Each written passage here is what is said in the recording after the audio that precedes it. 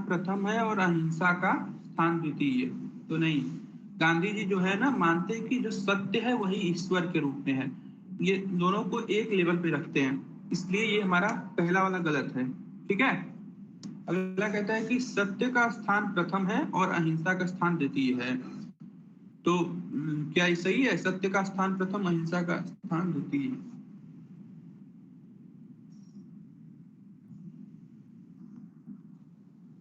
सत्य अहिंसा और को तो परम धर्म मानते हैं ना। हाँ, लेकिन उससे भी ऊपर सत्य है, क्योंकि आप जब तक सत्य का पालन नहीं करेंगे तब तक आप अहिंसा को नहीं अपना पाएंगे ना। ये कह रहा है सत्य का स्थान प्रथम है और मानव गरिमा का द्वितीय। अगला है कि सत्य का स्थान प्रथम और ईश्वर का स्थान द्वितीय। नहीं, देखिए इसमें ना जो सत्य और अहिंसा का पेयरिंग है वो सही है कि सत्य का स्थान प्रथम है और अहिंसा का दूसरे नंबर पे आता है। ठीक है, क्योंकि अगर जी जी, आगे बढ़िए। मानव गरिमा की बात करें तो मानव गरिमा भी तो दोनों में ही सन्निहित है, सत्य और अहिंसा में। ठीक है, गांधी जी यही करते हैं, गांधी जी। चले आगे। जी आगे बढ़िए। अगला कहता है कि प्राकृतिक प्राकारों से संबद्ध व्यष्टियां प्राथमिक द्रव्य हैं, इस मत का समर्थन कौन करता है? देखिए इसमें शब्द ही ऐसा दिया है कि आप कंफ्यूज हो जाएंगे कि प्राकारों, प्राकारों का मतलब यहाँ पे ना फॉर्म से है, फॉर्म। जैसे कि फॉर्म एंड मैटर का जो अरस्तु बताते हैं, तो हमारे हिसाब से ये प्रकार का मतलब वही है, फॉर्म। इससे जो प्योर फॉर्म का बात करते हैं ना वही है। प्राकृतिक प्रकारों से संबद्ध व्यष्टियां प्राथमिक द्रव्य हैं। तो यहाँ पे देखिए प्लेटो तो होगा नहीं, कि प्लेटो क्या है ना कि वो मान के चलता है कि प्रत्यय सत्य हैं, विशेष वस्तुएं सत्य नहीं है, बल्कि उनके उनसे ऊपर उठ के जो प्रत्यय होते हैं वो सत्य हैं, और बाकी जो संसार की चीजें हैं वो क्या होती हैं, उसका धुंधली परछाई होती है ना, pale shadow of the idea, idea की पेल शैडो होती हैं, धुंधली परछाइयां। और लॉक क्या है? लॉक द्रव्य का एक बाह्य जगत का किसका खंडन करता है? देखिए इसमें अरस्तु ही हमारा होगा आंसर। ठीक है, प्योर फॉर्म या फॉर्म का वर्णन अरस्तु करता है।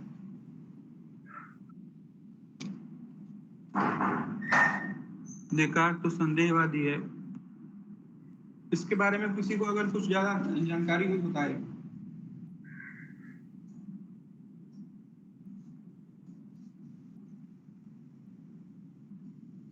यहाँ जो व्यष्टियां, इसका क्या तात्पर्य हो रहा है सर? व्यष्टियां मतलब कि जो स्पेसिफिक चीजें, जैसे कि राम है और कोई विशेष व्यक्ति, इसकी बात हो रही है। जब अरस्तु क्या, इंडिविजुअल की बात कर रहे हैं ये। हाँ एक समय इंडिविजुअल, एक व्यष्टि होता तो इंडिविजुअल की बात हो रही है। हाँ बिल्कुल। ये अरस्तु ही होना चाहिए, डी नंबर। हाँ, क्योंकि ना जब प्लेटो क्या करता है कि केवल मानता है कि वास्तविक संसार की चीजें क्या हैं, परछाइयां हैं। तो जब इनका खंडन अरस्तु करते हैं उसी समय ये कहते हैं कि नहीं, जो व्यक्तिगत चीजें हैं वो ज्यादा मायने रखती हैं, और उनके उनके जो गुण हैं, वस्तुओं के मध्य जो सामान्य गुण हैं उसके आधार पर हम लोग सामान्यों का वर्णन करते हैं, है ना। मतलब कि प्राइमरी कौन है? हमारी व्यष्टियां, मतलब हमारे इंडिविजुअल्स। ठीक है, अब समझ में आया? क्लियर? क्लियर यस है? सर। आगे चलते हैं। आगे कहता है कि निम्नलिखित कथनों पर विचार कीजिए। प्रकाश अंधकार का अभाव है। ठीक है, दूसरा कहता है कि अंधकार प्रकाश का अभाव है। अंधकार एक विशिष्ट द्रव्य है। अंधकार अंधकार में रंग एवं गति का हमारा प्रत्यक्ष भ्रामक हो जाता है। तो देखिए इसमें पहला कहता है कि प्रकाश अंधकार का अभाव है, ये बात सही है। जहां अंधकार बिल्कुल ना, वहां प्रकाश, दोनों में क्या है कि विरोध का संबंध है, विपरीत है दोनों। और आगे कहता है कि अंधकार प्रकाश का अभाव है। पहला और दूसरा दोनों बात तो ठीक लग रही है, लेकिन ऑप्शन में दिया होना चाहिए ना। ऑप्शन में तो दूसरा ज्यादा सटीक लग रहा है सर। नहीं, पहला सही है, दूसरा वाला अंधकार अंधकार प्रकाश का अभाव है। हाँ हाँ, दूसरा सही है, पहला तो नहीं सही। अच्छा हाँ, दूसरा हो गया। इसके बाद कहता है कि अंधकार एक विशिष्ट द्रव्य है। ये बात गलत है, क्योंकि अंधकार कोई द्रव्य नहीं है। जहाँ पे प्रकाश भी नहीं होता उसको हम लोग अंधकार कहते हैं। तो प्रकाश, ये अंधकार जो है द्रव्य कोई नहीं है ना, स्पेसिफिक कोई भी मैटर नहीं है। ठीक है, जहाँ कोई मैटर नहीं होता वहां पे अंधकार की स्थिति होती है।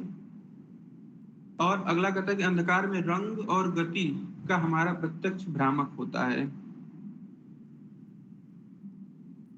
ये तो अच्छा, तीसरा को डिनाई कर रहा है, चौथा नंबर। तो इसका मतलब चौथा तो होना चाहिए। तीसरा को हम तीसरा को तो जरूर हटाना है। हाँ, तो तो तीसरा में, तो तीसरा जब हट गया तो सर तो ऑप्शन और का तो केवल, खत्म हो गया, बस 2 बचा, 50-50। मतलब 2 और 4 होगा ना। आई थिंक यही लग रहा है, एक तो लग क्योंकि नहीं रहा। पहला तो हम लोग पहले ही काट चुके हैं, तीसरा भी काट चुके हैं, तो बचा हमारा कौन, 2 और 4, और कोई चारा ही नहीं है इसमें ऑप्शन में। ठीक है, जी जी, सेकेंड ऑप्शन। आगे चलते हैं। अब आते हैं इस पे मिलान करना है। ठीक है, तो अरस्तु का क्या होगा, अरस्तु, शंकर, रामानुज, थॉमस एक्विनास। अरस्तु जो है कि शुद्ध रूप में आता है ना, शुद्ध रूप है इसमें, अरस्तु ही प्योर फॉर्म वाला है। और इस पे शंकर की बात करें तो शंकर का पंचीकरण है। और रामानुज का अपृथक सिद्धि है, क्योंकि इसमें जीव और ब्रह्म के नहीं, जगत और ब्रह्म के बीच पे रिलेशन है ना, कि दोनों अलग अलग नहीं रह सकते। जहां जहां एक ब्रह्म है होता, सर। क्या हुआ, हाँ, आप उन्हीं का है ये, एक्सप्लेन कीजिए सर। जहां ब्रह्म होगा वहां जीव और जगत का भी स्थिति होगा, ये चीज कर रहा है। और इसीलिए तो विशिष्ट है, अद्वैत है, ब्रह्म क्या है, अद्वैत है, लेकिन उसकी विशिष्टता यह है कि उसके साथ जीव और जगत भी जुड़े हुए हैं। तो यही विशिष्ट अद्वैत है रामानुज का अपृथक सिद्धि। और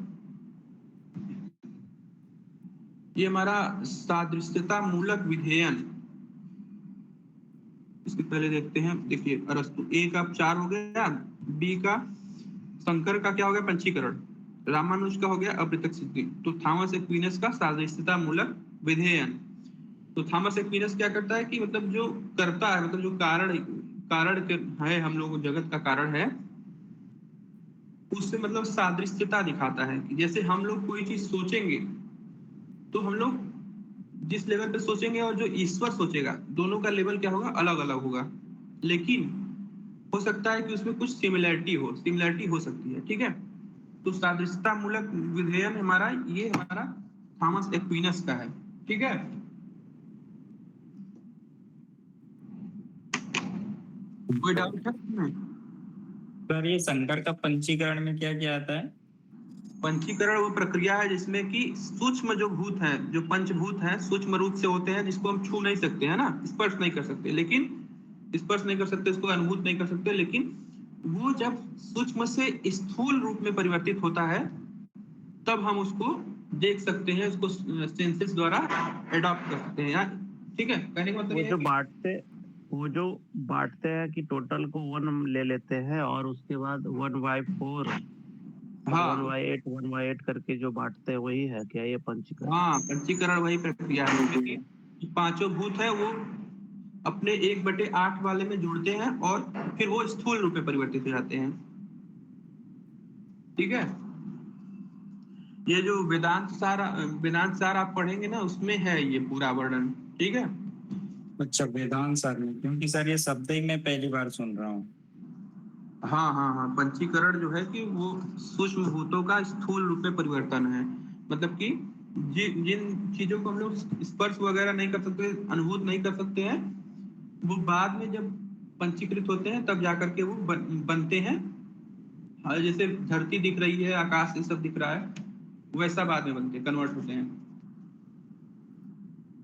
सर वहाँ पे बताया गया ना कि जैसे अर्थ है ना, तो अर्थ में 1/8% जो है, मतलब 100 में 50% अर्थ है, चारों चारों जो बचेंगे ना, वो भी सभी जुड़े होते हैं, जैसे कि और बाकी 1/12 करके जो मतलब 12.5% बाकी चारों हैं, 12.5, 12.5, 12.5, 12.5। हाँ और यानी इसी कि 1/8। इसी तरह से जी जी। और 1 बाई अगर एयर को लेंगे तो मतलब एयर में भी 1 बाई मतलब 50% वो है, और बाद बाकी जो चार है वो 12.5, 12.5, 12.5 एडेड है। स्काई को लेंगे तो ऐसे ही मतलब हर चीज को, फायर को लेंगे तो सारा ऐसे ही उसी को पंचीकरण बताएंगे। वही सर वेदांत सर आप जो बुक बता रहे हैं ना उसी में है। हाँ हाँ हाँ। आगे चलते हैं। ये तो क्लियर हो गया ना मिलान? Yes sir. डेकार्ट के अनुसार बाह्य जगत की सत्ता का हमारा ज्ञान एक स्वतः सिद्ध, अंतर्जात सिद्धांत, प्रत्यक्ष ज्ञान, अनुमित ज्ञान। तो डेकार्ट संदेहवादी है, तो सबसे पहले अपने आप को सिद्ध करता है ना, कि मेरी चेतना जो है, जो संदेह करता है उसको सिद्ध करता है। मैं सोचता हूं इसलिए मैं हूं। तो अपने संदेह करने की वजह से वो खुद को पहले स्थापित करता है ना। तो इसमें हमारा देखिए स्वतः सिद्ध सत्य तो नहीं है बाह्य जगत, क्योंकि स्वतः सिद्ध केवल कौन है? सोचने वाला, विचार करने वाला, मतलब मैं, आई, है ना। तो ये क वाला गलत। अंतर्जात सिद्धांत, ये अंतर्जात सिद्धांत नहीं है कोई, है ना। और ग वाला क्या कहता है? प्रत्यक्ष ज्ञान।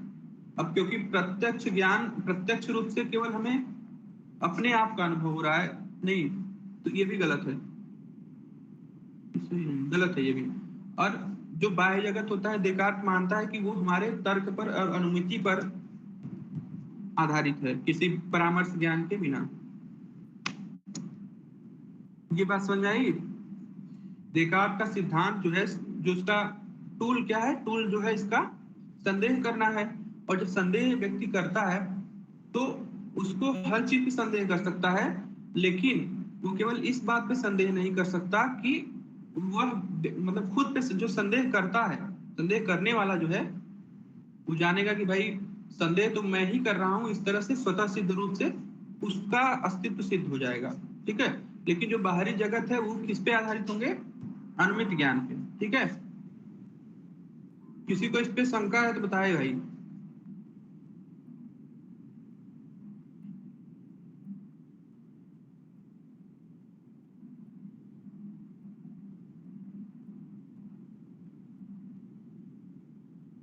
सर इसी में तो लेकिन वो छात्र इत्यादि जो वो करते हैं ना, डिनाई करते हैं ना कि भाई आप जिस तरह से संदेह कर रहे हैं क्या ये भी क्या? अपना छात्र जो इसमें इनका खंडन करते हैं ना सर, पहले जब मैं हूँ तभी आपका अस्तित्व है करते। हाँ, तो वो अस्तित्व सार का पूर्ववर्ती है ये मानते हैं ना, मतलब कि जी सर। ये ना सार्थ जो है अस्तित्ववादी हैं। तो सार्थ अस्तित्ववादी है, इसलिए वो मानते हैं कि पहले पहले जो है कि अस्तित्व है नहीं, हाँ हाँ, पहले अस्तित्व है, उसके बाद फिर उसका सार उत्पन्न होता है। तो वो तो उनका अपना अपना अलग विचार है ना। डेकार्ट का अपना ये है कि ये अपने आप को प्रथम देता है। तो जो दार्शनिक जो निष्कर्ष निकालता है, सबके में क्या होता है? थोड़ा सा भिन्नता होती है। तो यहाँ पे हमारा तो आंसर इस प्रश्न के अनुसार यही होगा, ठीक है। बाकी वो अस्तित्ववादी जो है अनुमित ज्ञान, अनुमित ज्ञान ही होगा। Okay sir. आगे चले। जी सर। शंकर के अनुसार ब्रह्म है। तो शंकराचार्य का जो अद्वैत वेदांत है उसमें ब्रह्म क्या है? पहला कह रहा है कि मनस एवं भौतिक द्रव्य की समग्रता। तो ये मनस और भौतिक द्रव्य की समग्रता नहीं हो सकती, क्योंकि भौतिक द्रव्य क्या है? वो परमार्थ सत्य नहीं है, ठीक है, वो व्यवहारिक रूप से है, ठीक है। जो भी व्यवहारिक चीजें हैं वो पारमार्थिक चीजों द्वारा खंडित होती हैं। तो पहला नहीं होगा। आगे है कि शुद्ध चैतन्य। तो ब्रह्म क्या है? शुद्ध चैतन्य तो है ही। आगे चलते हैं। क्षणिक संज्ञानों की श्रृंखला। ये देखिए बौद्ध का दर्शन यहाँ आ गया। क्षणिक क्षणिक संज्ञान मतलब कि जो एक पल में उत्पन्न होते हैं फिर नष्ट हो जाते हैं, वो वाला। तो ये हमारा बौद्ध के जो श्रृंखला उनकी चलती है द्वादश करके, वो वाले 12 वाली, उसमें है ये क्षणिक संज्ञान। अगला कहता है कि प्रकृति से तादात्म्य, तो ये भी हमारा नहीं है क्योंकि ये सांग का है ना? हाँ जी। ठीक। आगे तो हमारा आंसर क्या होगा? शुद्ध चैतन्य है। ब्रह्म हमारा शुद्ध चैतन्य है, क्योंकि सब प्रकार के चेतनाओं का, हम लोगों की जो चेतना है उसी का रूप है, या उसका एक तरह से छोटा रूप है। तो यहाँ पे हमारा ब्रह्म क्या हो गया? शुद्ध चैतन्य। आगे चलते हैं। प्लेटो के दर्शन में प्रत्यय है। प्रत्यय क्या है प्लेटो के दर्शन में? ऑप्शन है कि सत परंतु अस्तित्ववान नहीं। सत है परंतु अस्तित्ववान नहीं है। अगला कह रहा है कि नहीं, वो अस्तित्ववान मानते हैं। वो मानते हैं कि प्रत्ययों का अपना एक जगत है जहाँ पे वो स्थित होते हैं। तो पहला जो है गलत है। दूसरा कहता है कि अस्तित्ववान परंतु असत। तो देखिए, प्रत्यय ही सत्य है उसके लिए, तो ये तो नहीं हो सकता कि अस्तित्ववान होंगे और असत भी होंगे, ये चीज नहीं है। ये तो हमारे जगत के लिए हो गया। जगत की जो चीजें हैं वो अस्तित्ववान तो लगती है, लेकिन वो सही नहीं है। प्रत्यय सही है प्लेटो के अनुसार। आगे कहता है कि न अस्तित्ववान न सत, मतलब कि न तो अस्तित्ववान है न तो सत है, दोनों बात क्या है? गलत है। आगे कहता है कि अस्तित्ववान एवं सत दोनों। तो प्लेटो के लिए तो यही होगा आंसर हमारा 36 का, कि अस्तित्ववान भी है प्रत्यय अपने जगत में और वो सही भी है। दोनों। ठीक, अगला चलते हैं। एक हेलो हाँ बोलिए, अभिषेक सर, एक क्वेश्चन था वो पूछिए। जो भी है बताइए थोड़ा सा। ये कल इंटरव्यू में पूछा गया है, एलएनएम दरभंगा जो है, ललित नारायण मित्र यूनिवर्सिटी, उसमें अच्छा। पूछा ये प्रत्यय जो है, ये प्लेटो जो है वो प्रत्यक्ष क्यों नहीं मानते हैं? इस तरह का क्वेश्चन पूछा गया है। प्लेटो प्रत्यक्ष को इसलिए नहीं मानते हैं क्योंकि, हमारे हिसाब से बता रहा हूँ, देखिए क्योंकि वो मानते हैं कि जो सांसारिक चीजें हैं उसमें विकार है, उसमें एक तरह से बहुत भेद है आपस में। कोई चीज ऐसी है, कोई वैसी, कोई मतलब चीजें क्या है, एक दूसरे से अलग अलग हैं, भिन्नता है उसमें, बहुत ज्यादा अनेकता है। इस वजह से वो सोचते हैं कि जो सत्य है उसको तो एक ही होना चाहिए। इसी कारण से वो प्रत्ययों को मान के चलते हैं। जैसे देखिए, ढेर सारे घोड़े हैं, अलग अलग उनका नाम है, अलग अलग उनका रंग है, अलग अलग उनकी क्रियाएं हैं, लेकिन उनके बीच में कुछ चीजें कॉमन है, उनका रूप और उनके कुछ व्यवहार। तो इसी व्यवहार, कॉमन चीजों के आधार पे हम लोग सामान्यों का निर्माण कर लेते हैं। मान लेते हैं कि घोड़ापन जो है एक तरह से हॉर्सनेस है ना, ये चीज हमारा प्रत्यय हो गया। और अनेकता को ही एक्सप्लेन करने के लिए इन्होंने एक प्रत्यय की धारणा को स्थापित किया है। ठीक है, हमारे हिसाब से यही आंसर होना चाहिए। नहीं, सही है। देखिए, अनेकता से ही इन लोग को प्रॉब्लम है। अनेकता, और इसके साथ साथ कहते हैं कि अगर जगत की वस्तु जैसे घड़ा है, घड़ा क्या हो सकता है? उसका ध्वंस हो सकता है, विनाश हो सकता है। तो ऐसे केस में मानते हैं कि जो घड़ा का जो प्रत्यय है वो तो नहीं टूटेगा कभी, है ना। घड़ा का जो प्रत्यय है हमारे मन में कि घड़ा ऐसा होता है, तो आप घड़ा चाहे हजारों फोड़ दें, लेकिन घड़ा का जो वो टेंस है वो इटर्नल है। ठीक है, यही चीज की वजह से प्लेटो प्रत्ययों को ज्यादा मानता है। देखिए, जब प्लेटो का जो गुरु था अरस्तु, नहीं सॉरी, उल्टा शिष्य था अरस्तु। प्लेटो का जो गुरु था सुकरात, सुकरात ने संप्रत्ययों का ये रखा था सिद्धांत। वो केवल अवधारणाओं को सिद्ध करने के लिए संप्रत्यय का नाम रखता था। जैसे कि शुभ की परिभाषा हो गई, या अच्छे की परिभाषा हो गई, सत्य की परिभाषा हो गई, ये सब परिभाषाओं का जो संप्रत्यय बनता था उससे मानता था। लेकिन प्लेटो उसी को आगे चल के प्रत्ययवाद में कन्वर्ट कर देता है, सारे जगत को नकारने लगता है। इसी की आलोचना बाद में अरस्तु भी करता है। तो ठीक है, समझ में आ गया? हाँ जी सर, क्लियर हो गया। न्याय दर्शन के अनुसार अनुमिति संभव है बिना। तो देखिए, ये जो पंचावयव है उसका 5 अवयव है, प्रतिज्ञा, उदाहरण, ये सब चीजें पांचों। तो इसमें देखिए, पक्ष का ज्ञान, पक्ष मतलब जो साध्यवान होता है वही पक्ष होता है। मतलब जैसे कि पर्वत पर अग्नि है, तो इस केस में जो हमारा पर्वत है जहां पर अग्नि है वो हमारा पक्ष है। तो अनुमिति उसके बिना संभव नहीं है, वो तो होना ही चाहिए। और अगला कहता है कि परामर्श ज्ञान के परामर्श। और अगला है कि साध्य ज्ञान का साध्य, मतलब कि पर्वत जो साध्य हमारा है जिसको हमें प्राप्त करना है। हम कहते हैं कि पर्वत पर अग्नि है तो वहां पे अग्नि हमारा क्या होता है, साध्य होता है। ठीक है, तो साध्य भी होना चाहिए, साध्य का ही तो हमें लक्ष्य है हमारा अनुमान में। आगे कहता है कि उदाहरण ज्ञान के।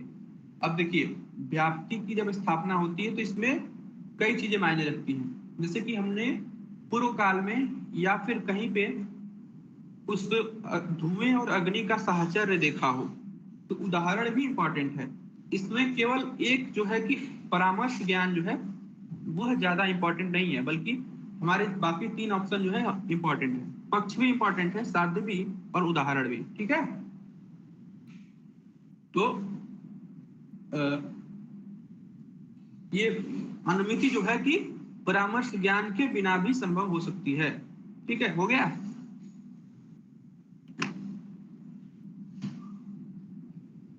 कोई दिक्कत? नहीं जी सर। नहीं, आगे बढ़िए सर। देखिए, प्रतिज्ञा जो होती है, हेतु जो होता है, और इसका उदाहरण और उपनय और निगमन, ये सभी चीजें इंपॉर्टेंट होती हैं। और ये जो साध्य है हमारा, ये इसलिए इंपॉर्टेंट है क्योंकि प्रतिज्ञा करते समय हम लोग जो स्टेटमेंट रखते हैं उसमें हमारा लक्ष्य साध्य ही होता है। ठीक है, और उपनय में हम लोग देखते हैं कि उपनय में जो पक्ष का वर्णन मिलता है कि पर्वत पर ये अग्नि, इसलिए अग्नि है ना पर्वत पर, इसलिए हाँ इसीलिए पर्वत पर अग्नि है। इसमें भी पर्वत का शब्द का यूज हो रहा है, तो पर्वत क्या है, हमारा पक्ष है। ये हो गया। आगे चलते हैं। देखिए, परामर्श ज्ञान जो होता है कि वह स्मृति, विचार आदि में सहायक होता है। ठीक है, लेकिन उसके बिना भी हम लोग कर सकते हैं अनुमिति। आगे चलते हैं कि डेकार्ट के अनुसार भौतिक द्रव्य का मूलभूत गुण क्या है। तो भौतिक द्रव्यों का जो मूलभूत गुण होता है, क्या है वो? रंजित होना, अस्थायी होना, विस्तृत होना, प्रत्यय होना। तो जो भौतिक द्रव्य होते हैं उनमें विस्तार होता है, विस्तार ही उनका मूल गुण है, ऐसा डेकार्ट मानते हैं। ठीक है, विस्तृत होना मतलब फैलना।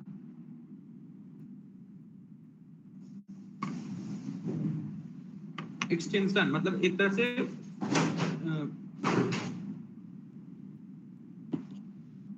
ठीक है। Yes sir. पूछिए, बोलिए। बर्कले के अनुसार हमारे लिए संभव है। तो बर्कले के प्रत्ययवादी हैं, इनके अनुसार क्या संभव है? देखिए, आत्मा की कोई धारणा बनाना, आत्मा के बारे में कोई धारणा बनाना। अगला है कि आत्मा को प्रत्यक्ष करना, और आत्मा को प्रत्यक्ष प्राप्त करना। आगे लिखा है कि आत्मा के अस्तित्व में संदेह करना। तो आत्मा के अस्तित्व में संदेह हम लोग नहीं कर सकते हैं, क्योंकि हमारा जो सेल्फ है, बर्कले मानते हैं कि वो प्रूव्ड है, उसको प्रूव करने की जरूरत नहीं। ठीक है, और आत्मा को प्रत्यक्ष प्राप्त करना है, ये संभव नहीं है। नहीं यार, क्या कर रहे हैं, गलत कर रहे हैं क्या? हाँ, आत्मा के अस्तित्व संदेह करना ये भी हमारे लिए संभव नहीं है। इसके साथ साथ आत्मा का प्रत्यक्ष प्राप्त करना, मतलब उस सामने हम लोग परसीव नहीं कर सकते, देख नहीं सकते हैं। आत्मा को प्रत्यक्ष प्राप्त नहीं कर सकते, लेकिन आत्मा के बारे में हम लोग अपनी धारणा बना सकते हैं, उसके बारे में सोच सकते हैं कि आत्मा कैसी होगी। वो उसको छुआ नहीं जा सकता होगा, उसको जलाया नहीं जा सकता होगा। ये सब चीजें जो हमारी क्या है, धारणाएं हैं, क्योंकि हम लोग उसको डायरेक्ट तो नहीं देख सकते हैं। ठीक है, तो इसमें हमारा जो पहला ऑप्शन है बस वही सही है कि इसके बारे में हम लोग धारणा बना सकते हैं, लेकिन इसका प्रत्यक्ष नहीं कर सकते, इसको प्रत्यक्ष रूप से प्राप्त नहीं कर सकते, और आत्मा के अस्तित्व पर संदेह भी नहीं कर सकते। ठीक है, तो समझ में आया प्रश्न?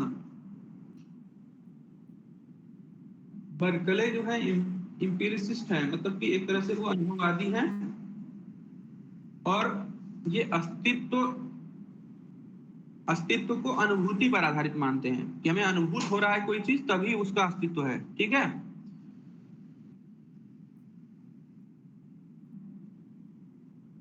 और ये जो है कि आत्मा को ये नहीं मानते कि आत्मा को हम लोग देख सकते हैं, ऐसा नहीं मानते। ठीक है, आगे चलें।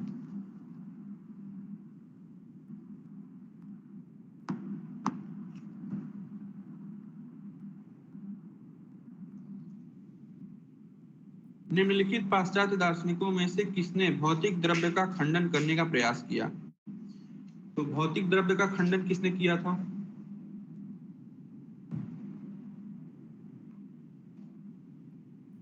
देखिए, इसमें कांट जो है, कांट भौतिक द्रव्य का खंडन नहीं करता है, बल्कि कांट क्या कहता है कि वो थिंग इन इटसेल्फ करके वस्तु स्वरूप जो चीजें हैं उनके बारे में ऐसा वर्णन करता है, वो उनका डायरेक्ट खंडन नहीं करता है। ठीक है, अब आगे बर्कले की बात करें तो बर्कले आत्मा को मेन रखता है, बाकी भौतिक चीजों का खंडन करता है। कहता है कि बाह्य वस्तुएं जो है कि वो स्वतंत्र रूप से अपना अस्तित्व नहीं रखती हैं।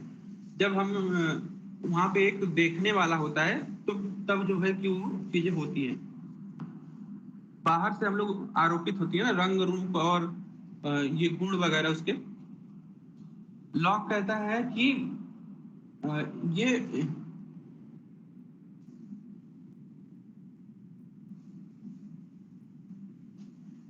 पदार्थ को आधार रूप में मानते हैं।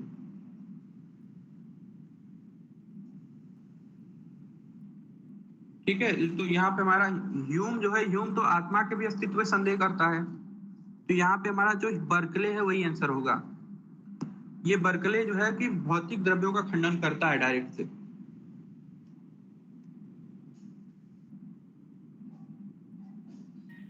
वेस्टर्न में एकमात्र बर्कले ही हैं जो भौतिक द्रव्य का खंडन करते हैं। नहीं, ये भी मतलब डायरेक्ट करते हैं, और ह्यूम भी करता है। ह्यूम तो आत्मा को भी खंडित कर देता है, इसलिए वो संदेहवादी है। ठीक है, देखिए लॉक, बर्कले और ह्यूम तीनों जो है कि एक चीज का खंडन करते चलते हैं। बर्कले जो है कि वो बाह्य का जगत का खंडन कर रहा है, ह्यूम जो है बाह्य जगत का भी खंडन कर रहा है और कह रहा है कि आत्मा भी हमें नहीं आ सकती है, मतलब उसका भी हम लोग मतलब सब चीज का खंडन कर देता है ये तो। ठीक है, इसका आंसर क्या होगा? इसका आंसर बर्कले होगा।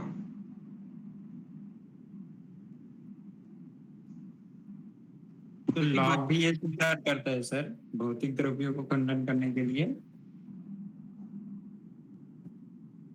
लॉक नहीं करता है, खाली बर्कले और ह्यूम करते हैं। लॉक कहता है कि हम लोग उसको डायरेक्ट जान नहीं सकते, लेकिन उसको खंडित नहीं करता है। ठीक है, प्रत्ययों के आधार के रूप में उसको मान लेता है वो जगत को। हाँ मानता है, लेकिन ना बस ये कहता है कि उसका ज्ञान नहीं हो सकता, हमको उसके ज्ञान का वो करता है, हमें ज्ञान नहीं हो सकता उसका। सीधा सीधा हम लोग उसको जान नहीं पाते, बल्कि उसकी क्वालिटीज के आधार पर हम उसका अनुमान करते हैं। ठीक है, यही है ना, बोलिए। जी सर। आगे चलते हैं। किसी चीज पे अगर मतलब दिक्कत होता, डाउट होता है ना, तो उसको फिर बाद में फिर डिस्कस किया जा सकता है, या आपको किसी को जानकारी हो तो वो बता सकता है, कोई दिक्कत नहीं है। हम लोग डिस्कशन ही तो कर रहे हैं। आगे, निम्नलिखित प्रतिज्ञप्तियों में से कौन सी एक में उद्देश्य तथा विधेय दोनों पक्ष अव्याप्त हैं? तो यहाँ पे व्याप्ति देखना है कि व्याप्त है अव्याप्त है दोनों चीज। सभी कुछ जो चमकता है वो स्वर्ण नहीं होता।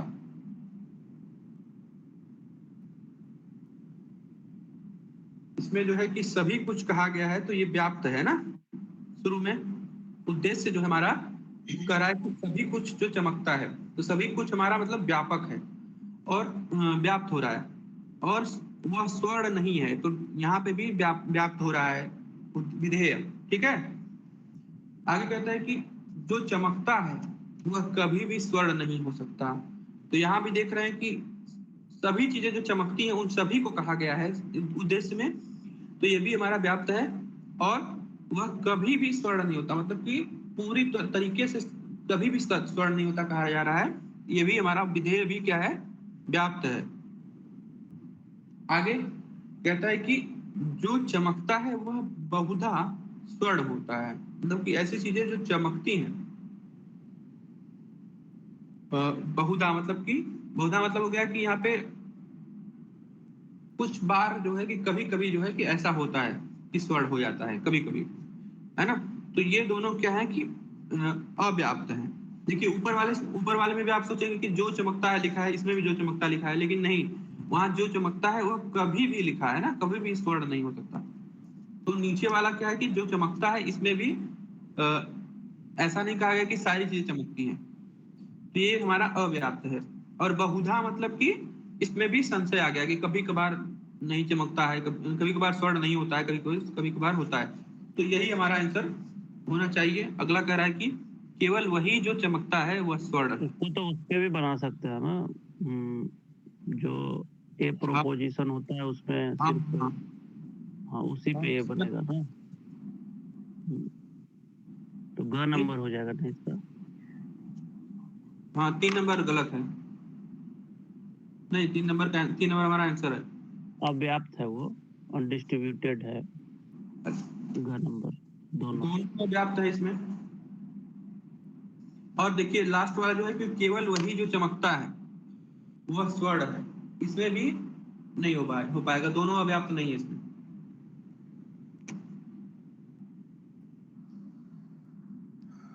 आगे चलें। सर 41 में कौन सा आंसर सही बताया आपने? हमारे हिसाब से तो ग होना चाहिए।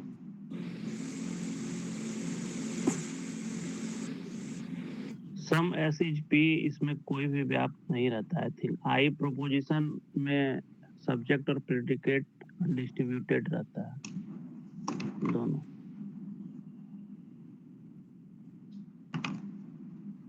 अब बताएं सम आपको। एस इज पी आई ही होता है ना सर। ए ई आई ओ आई, हाँ।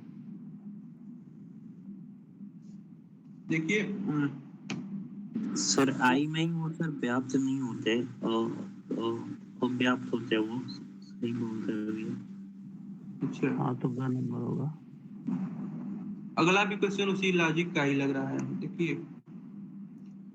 निम्नलिखित प्रतिज्ञप्तियों के मध्य संबंध में से कौन सा एक आधुनिक तर्कशास्त्र में मान्य है?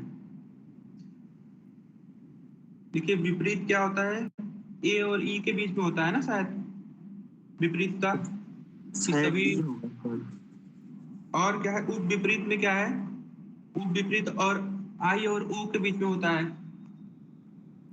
और विरोधाभास मतलब कंट्राडिक्टरी, ये ए और ओ के बीच में होता है रिलेशन, है ना। और कौन सा बचा, सब अल्टरनेट। सब अल्टरनेट जो है कि ए और आई और ई और ओ के बीच में होता है। तो यहाँ पे हमारा आधुनिक आधुनिक तर्कशास्त्र में कौन सा मान्य है? तो आधुनिक तर्कशास्त्र में देखिए व्याघात वाला मान्य है, क्योंकि हमेशा लागू होता है व्याघात नियम। ठीक है, इसका आंसर व्याघात नियम होना चाहिए। सर ये किसको आधुनिक और किसको ओल्ड मान रहा है ये?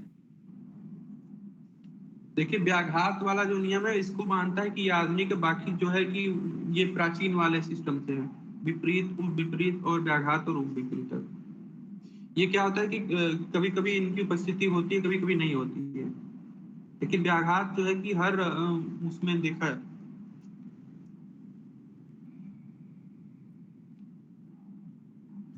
इसको आप लोग ना इस प्रश्न को खींच लीजिए, स्क्रीनशॉट ले लीजिए इसको, फिर और डिस्कस करने लायक है ये। मतलब अभी पूरा क्लियर नहीं है, बस आंसर हमें पता है कि व्याघात नियम होगा इसमें, व्याघातक जो आधुनिक में माना जाता है। ठीक है, इसको सर स्क्रीनशॉट। जो जो रिलेशन होता है ए और ओ में और आई और ई में, वही ना सर? नहीं, वही। ये रिलेशन तो ठीक है, देखिए इसमें पूछ रहा है कि आधुनिक तर्कशास्त्र में कौन सा मान्य है, बस ये पूछ रहा है प्रश्न। तो यही हमारा आंसर तो घ होना चाहिए, लेकिन आप इसको एक बार डिस्कस करना पड़ेगा ग्रुप में। और ठीक है, ठीक है सर। आगे चलते हैं। किसी युक्ति को केवल उस समय ठोस युक्ति कहा जाएगा जब युक्ति की आधारिकाएं और उसमें उनसे निगमित निष्कर्ष दोनों यथार्थतः सत्य हैं। तो देखिए हमारा जो केवल ये नहीं है कि आप निष्कर्ष सत्य है और उसके जो प्रतिगतियां हैं वो सभी सत्य हैं, तो ये ठोस युक्ति हो जाएगा, नहीं।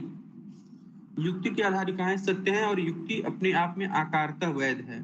देखिए यहाँ पे सत्य होने से मतलब नहीं, वैधता मायने रखती है ज्यादातर। तो यही ख वाला हमारा आंसर होना चाहिए, क्योंकि इसकी जो आधारिकाएं वो भी सही है और उसका जो वैधता भी है उसमें। ठीक है, तो हम लोग वैधता को ज्यादा मायने रखते हैं, चाहे ट्रू हो या फॉल्स हो, लेकिन वो वैलिड होना चाहिए, है ना। अगला कहता है कि युक्ति की आधारिकाओं में निष्कर्ष निगमित है। युक्ति की आधारिकाएं मतलब जो प्रतिगतियां हैं, जो हमारे प्रोपोजिशंस हैं, उससे जो हमारा जो रिजल्ट आ रहा है वो निगमित है। ठीक है, निगमित तो हमेशा होता है। अगला कहता है कि आधारिकाएं सत्य रूप में निर्णित हैं। तो आधारिकाएं केवल सत्य हैं ऊपर वाली, प्रीपोजिशंस नहीं, प्रोपोजिशंस जो है हमारे सत्य हैं प्रोपोजिशंस, तो ये भी गलत है। तो इसमें सबसे पहले हमारा वैलिडिटी वाला है वही सही है। कहता है कि युक्ति की आधारिकाएं सत्य है और युक्ति अपने आप में आकारतः वैध है, तो ये हमारा आंसर होगा। ठीक है, वैधता ज्यादा मायने रखती है।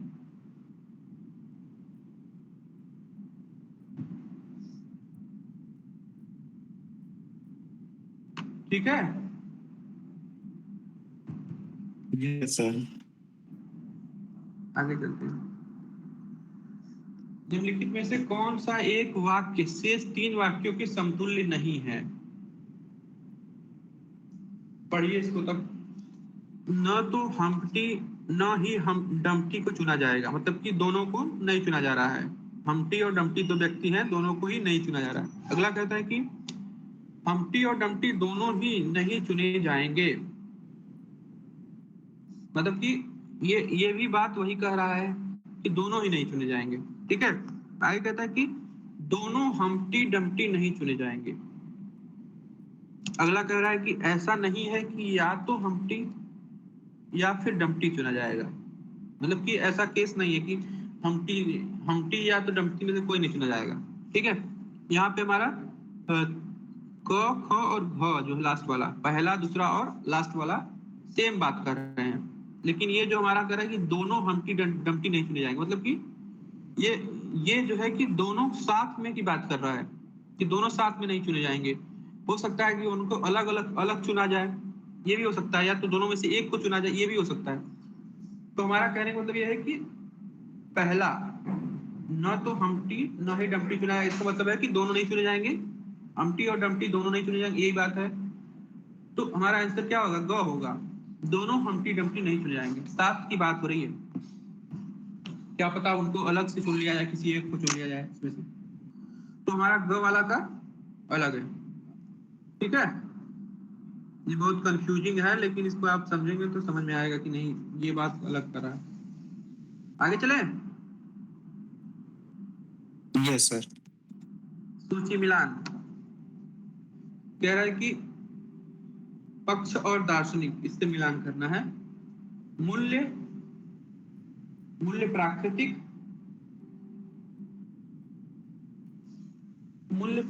गुणों का निष्कर्ष है। तो ये प्राकृतिकता की बात कौन करता है? मेल करता है ना। बताइए, एक यथार्थ कथन से मूल्य निष्कर्ष ही निकाला जा सकता है? नहीं निकाला जा सकता है। अच्छा, कोई भी यथार्थ कथन है उससे कोई भी मूल्य निकाला नहीं जा सकता, ये बात हमारे हिसाब से तो ये ह्यूम कह सकता है। आगे कहता है कि शुभ एक अनुवर्ती गुण है। शुभ एक अनुवर्ती गुण है। अनुवर्ती मतलब कि जो आदेश देता है एक तरह से। तो आदेश किसमें है, निर्देशवाद किसका है, हेयर का ना। Yes sir, yes sir. Hair का है। तो अनुवर्ती शब्द जो है कि वही है, आदेश देने वाला। आगे कहता है कि मूल्य कथन संवेगों की अभिव्यक्तियां हैं। देखिए जिसमें ना जो कंफर्म है उसको मिला लेते हैं। तो ये संवेग वाला हमारा बताया कि हेयर का है, नहीं हेयर का नहीं, एयर का है। एयर, आयर लिखा है इसमें, है ना। मूल्य कथन संवेगों की अभिव्यक्तियां हैं, ये पहला हो गया। डी का पहला देखो इसमें सब में दिया है, 3 में दिया है डी का पहला। आगे कहता है कि मूल्य प्राकृतिक गुणों का निष्कर्ष, ये हमारा मिल में हो गया, ए का 4 हो गया।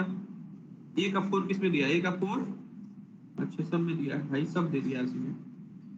शुभ एक अनुवर्ती गुण है हेयर, सी का दूसरा, ए का चौथा,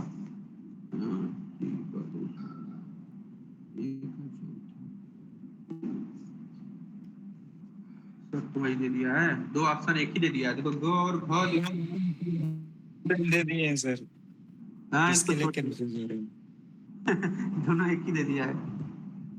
तो हम लोग बस जान लेते हैं कि मूल्य प्राकृतिक गुणों का, ये है हमारा मिल का। बी वाला जो है कि एक यथार्थ कथन से मूल्य निष्कर्ष नहीं निकाला जा सकता, ये ह्यूम का है, संशयवादी। आगे कहता है कि शुभ एक अनुवर्ती गुण है, ये हमारा हेयर का है। और मूल्य संवेगों के व्यक्तियां मतलब इमोटिविज्म किसका है, एयर का। ठीक है, हो गया ये। आगे चलते ये हैं। जो सी ऑप्शन है सर, थोड़ा सा उसको और विस्तार से बताएं सर। सी शुभ एक अनुवर्ती गुण है। जी अनुवर्ती मतलब कि आदेश देने वाला, है ना। सर। अनुवर्ती और अनुवर्ती जानते हैं ना, जो पहले आने वाला और बाद में आने वाला। तो अनुवर्ती कहने का हमारा आशय यही है कि जैसे मैं कोई काम कर रहा हूँ शुभ जान करके, उसको शुभ मान करके कर रहा हूँ कि ये अच्छा है, तो बाद के लोग जो है कि इस या तो मैं कहता हूँ कि भाई सत्य बोलना अच्छा है। तो अनुवर्ती कहने का मतलब ये है कि जो उसके बाद आए, जो उसके चरण चिन्हों पे चले, है ना, उसके पैर पे चले, निशान पे। ठीक है, समझ गए बात। अनुवर्ती मतलब देखो, जी जो सर, जी सर। अग्रज होता है, एक अनुज होता है। अग्रज मतलब जो बड़ा भाई होता है, उसका फॉलो कौन करता है, उसका छोटा भाई। तो बड़ा भाई अगर सत्य बोलता है तो उसका छोटा भाई भी सत्य बोलना चाहिए, इस तरह का मतलब एक तरह का वो है, मान्यता है। तो हमारा शुभ अनुवर्ती गुण है कहने से मतलब यही है कि सीधा सीधा आदेश दे रहा है ना। सर क्लियर हो गया आपका शब्द जी का सर, ही। जी सर। आगे चलते हैं। निम्नलिखित में से कौन से सिद्धांत प्रयोजनवादी हैं। प्रयोजनवादी कौन है, कोई प्रयोजन लेके चलता है जो अपना। नियम उपयोगितावाद।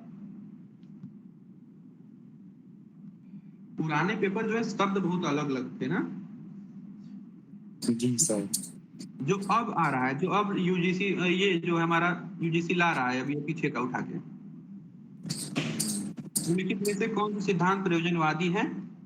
तो नियम उपयोगितावाद। हाँ, नियम उपयोगितावाद क्या है कि जो कार्य प्रणाली, जो हमारे कार्य करने का जो सिस्टम है उसको अच्छा मान रहा है, तो ये हमारा प्रयोजनवादी नहीं है।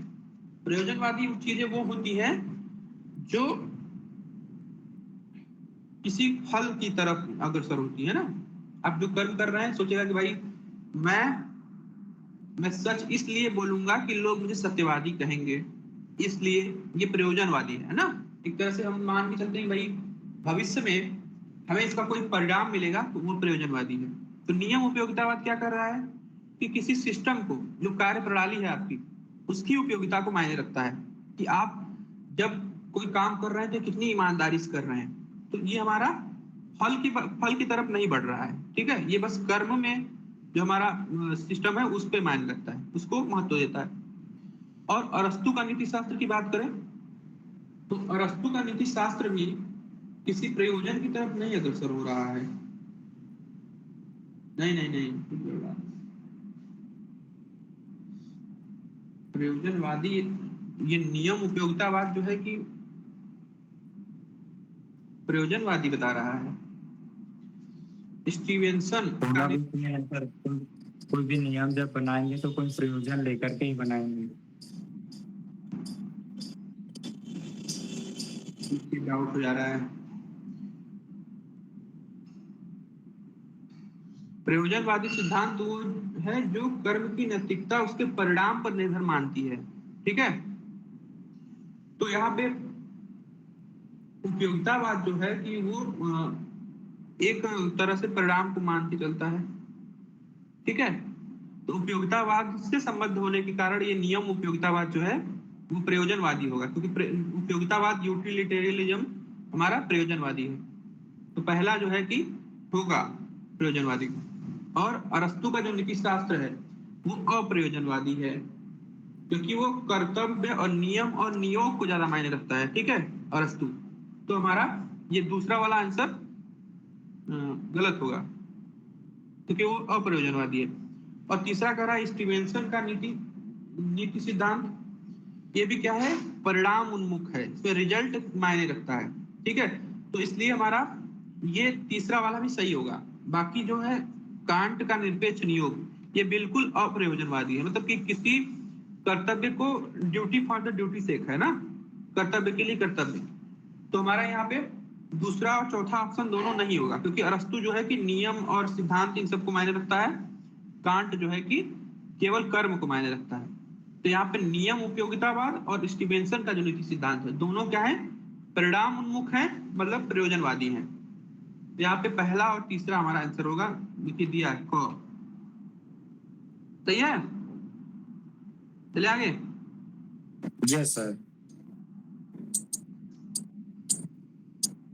एक क्रिया नैतिक दृष्टि से दूसरी से अच्छी है यदि इसे उसके द्वारा वरीयता प्रदान की गई हो, मतलब कि जो दोनों को करने में समर्थ है और जिन्होंने स्वतंत्रता की परिस्थितियों में इनमें से प्रत्येक का अनुभव किया है। ये कथन किसका है, ये सिद्धांत किसके पक्ष का है?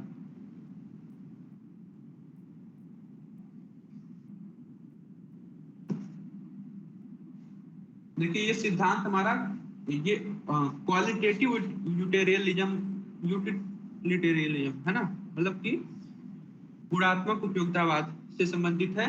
और जॉन स्टुअर्ट मिल का ये कथन है कि एक क्रिया नैतिक दृष्टि से दूसरी से अच्छी है यदि उसे वे लोग वरीयता देते हैं जिन्होंने दोनों का स्वतंत्र अनुभव किया है, ठीक है।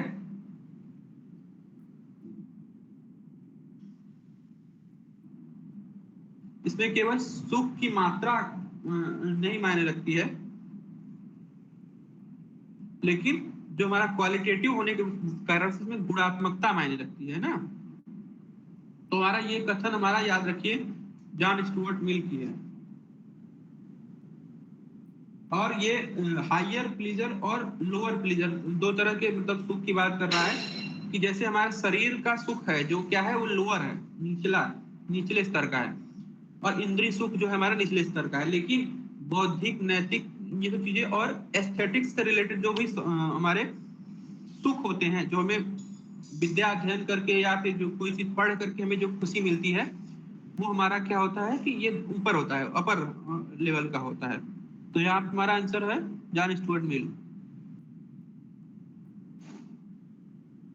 देखिए कोई भी क्रिया, हम कोई भी काम करते हैं तो अगर हम उसमें स्वतंत्र हैं, ठीक है, तो जिसको हम वरीयता देते हैं, जिसको प्रायोरिटी देते हैं, वो हमारा ज्यादा बेहतर होता है। जैसे कि आप स्वतंत्र हैं, उसके बावजूद आप सत्य बोल रहे हैं, ईमानदारी अपना रहे हैं, तो ये सब चीजें क्या है कि नैतिक कही जाएंगी, बढ़िया होंगी, है ना। यही स्टुअर्ट मिल का कथन है। आगे चलें। निम्नलिखित सिद्धांतों में से कौन सा एक नैतिक निर्णयों का वर्णनात्मक विवरण प्रस्तुत करता है? तो वर्णन करने वाला जो है कि हम पहले भी क्वेश्चन 3-4 आ चुका है इसका, तो इसको बहुत इंपॉर्टेंट है। कहता है कि संवेगात्मक सिद्धांत क्या वर्णनात्मक है? नहीं है, उस संवेगों के अभिव्यक्ति को मान के चलता है। नैतिक कथन केवल भावनाओं संवेगों की अभिव्यक्तियां होती है, ऐसा कौन कहता है? संवेगवाद कहता है। तो ये नहीं होगा। अगला कहता है ख प्रभावी सिद्धांत। प्रभावी सिद्धांत मतलब कि प्रभाव डालने वाला है ना एक तरह से। तो ये हमारा आदेशात्मक है, ख वाला। आगे कहता है कि उपयोगितावाद। उपयोगितावाद क्या कहता है कि मूल्यांकन करता है कि कोई क्रिया जो है अपनी उपयोगिता के आधार पर अच्छी है या फिर बुरी है, तो हमारा उपयोगितावाद भी नहीं होगा। और यहाँ पे हमारा संज्ञानवाद आता है, और इस संज्ञानवाद भी क्या कहता है कि इसी में आता है वर्णनात्मक वाला।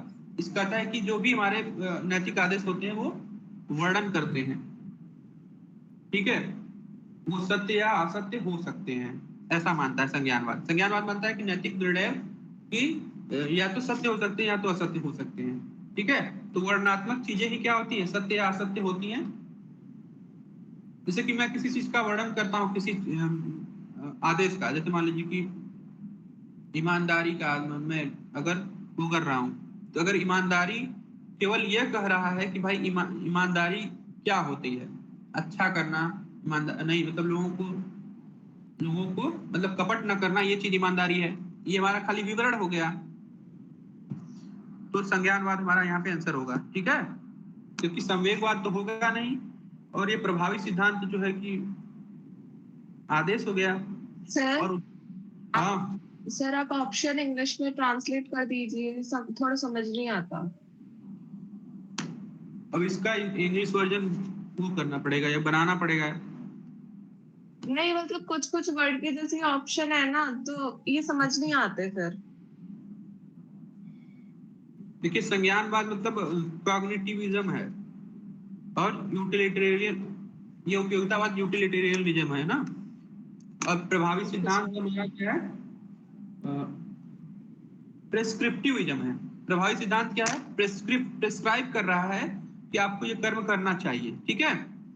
और ये संवेगवाद जो है ऊपर पहला ऑप्शन, वो है इमोटिविज्म। इमोटिविज्म क्या है कि वो एक तरह से इमोट है, भावना है, भाव है ना, इमोशन है, व्यक्त कर रहा है, ठीक है। अब हो गया। Okay sir, thank you. आगे कहता है कि जैन नीति शास्त्र में त्रिरत्न का विषय है। त्रिरत्न का विषय कौन कौन सा है, ये तो आपको याद होना चाहिए पहले से ही। सम्यक दर्शन, सम्यक ज्ञान, सम्यक चारित्र। देखिए कहाँ है पहला। जी सर। ये सब चीजें भी एक्सप्लेन करने वाली हैं, लेकिन अभी कर लिया जाएगा आगे। ताकि ना जैसे वेदांत सार वगैरह है, उसका जो मेन चीज है बस उसको डिस्कस एक दिन किया जाए ना, उससे क्या होगा कि हमारा रिवाइज होगा, किया जाएगा उसको रिवीजन वाला, ऐसे ही जैसे डिस्कस कर रहे हैं वैसे ही। ओके आगे चलते हैं। निम्नलिखित कथनों पर विचार कीजिए। गांधी जी के अनुसार अहिंसा का अर्थ है युद्ध का नैतिक विकल्प, मतलब युद्ध की जगह अहिंसा यूज करिए। अगला कह रहा है कि शक्तिशाली का सद्गुण, शक्तिशाली का सद्गुण है अहिंसा। शक्तिशाली लोग होते हैं उनकी अच्छाई है, ये भी बात सही है। ऐसा तो नहीं है कि हम लोग दीनहीन है, कमजोर है, तो कह रहे हैं अहिंसा करो अहिंसा करो, है। क्षमा सोवती उस भुजंग को जिसके पास गरल हो, ये है मतलब कि जिस सांप के पास जहर है, विष है अपने अंदर, अगर वो किसी को क्षमा करता है तो वो अच्छा लगता है। लेकिन पता चला कि जहर ही नहीं है और सबको क्षमा करता चला कि भाई तुमको क्षमा कर दी, जाओ तुम। ये चीज वही है गांधी जी के अनुसार अहिंसा जो है शक्तिशाली का सद्गुण है। आगे कहता है कि आत्मिक बल, अहिंसा क्या है, हमारा अंदर का बल है ना। वरना तो हम अपने शक्ति से चाहे तो किसी को भी मसल देते हैं ना, लेकिन हम अपनी शक्ति होने के बावजूद भी लोगों के साथ विनम्रता दिखा रहे हैं, यही हमारा क्या है, अहिंसा है। ये भी गांधी जी कहते हैं।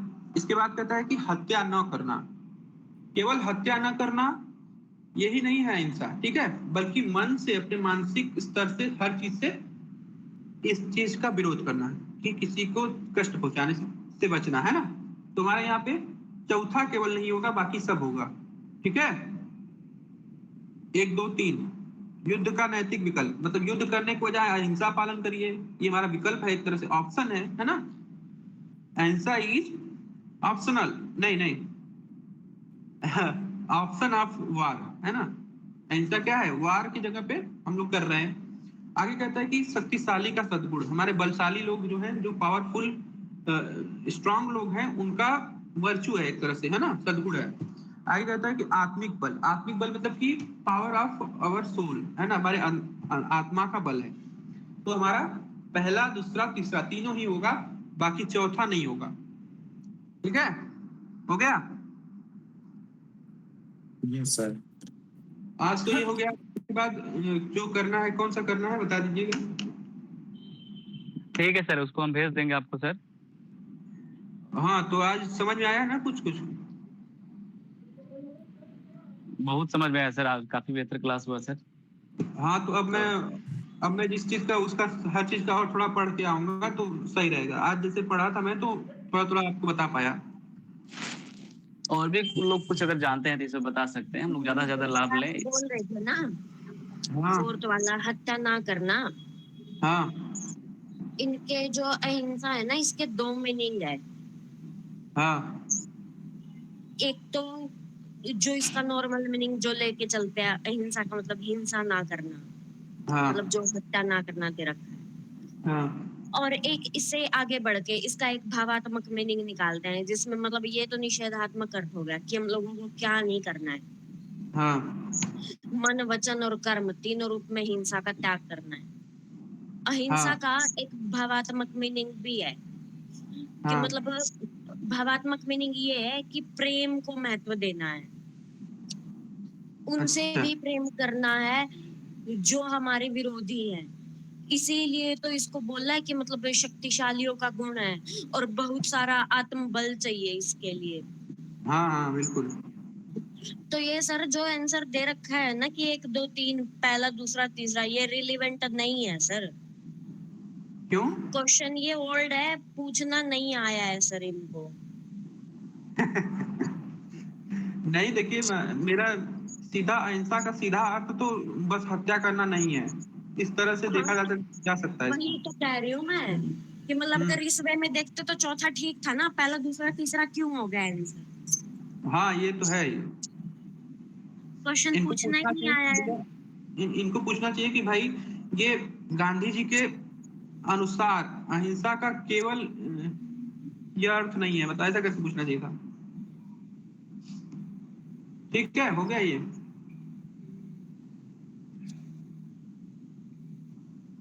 जी अब मैं सर। नेक्स्ट पेपर आप बता दीजिएगा। हाँ ठीक है ठीक है, सर, उसको देखते हैं।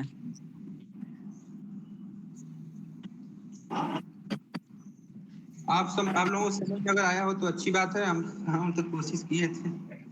बहुत समझ में आया सर। ठीक है, तब आप लोग कल के लिए फिर तैयार रहिए।